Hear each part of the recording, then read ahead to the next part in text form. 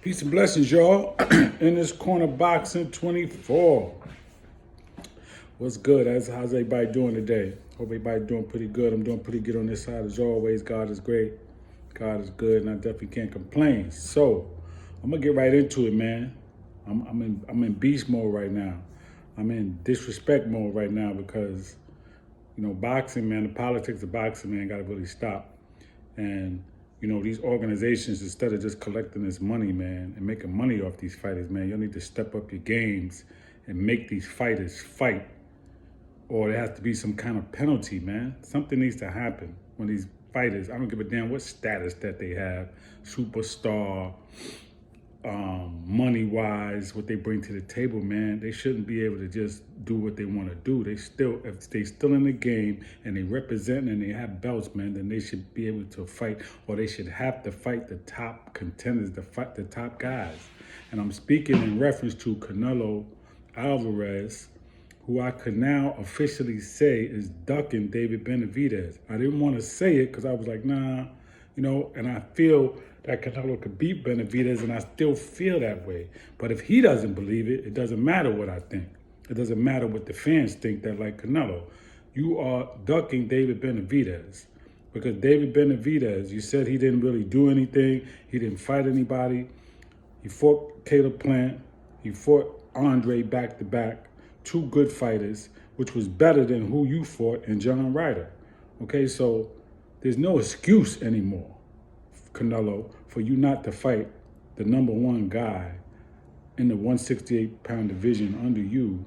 Even though you hold all the belts, he's the interim champion, and he is available to fight. So there's no excuse, man. He wants to fight you, and you need to fight him. All those excuses about you not finding another Mexican and all of that, man, cut it out, because he's not even born in Mexico, okay? He's not like you. He's of Mexican descent, and his mother is not even from Mexico, okay? So he's Mexican, and I forget the other side, what his mother is, Spanish, whatever country that is, but he's not no full-blooded Mexican, and he wasn't born there. So cut it out. Cut it out, okay? He's not like you, Alvarez, that you was born there, all right? Please. Now, there are reports that he broke his deal with PBC because they couldn't come to terms.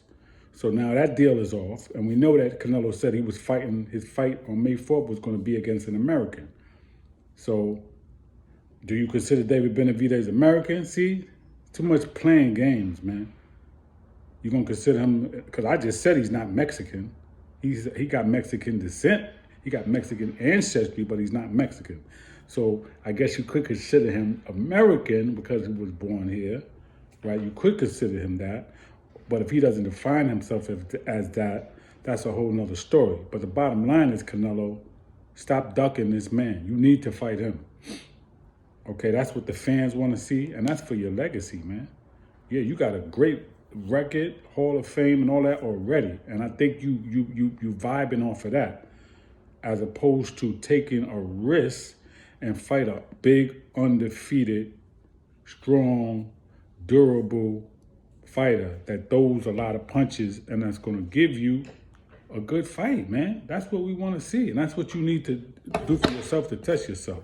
Yeah, fighting Jermell Charlo, that was a challenge, because Jermell Charlo is not an average guy. He's a champion. He was undisputed at 154, big, strong, fast, boxing skills. That was a challenge.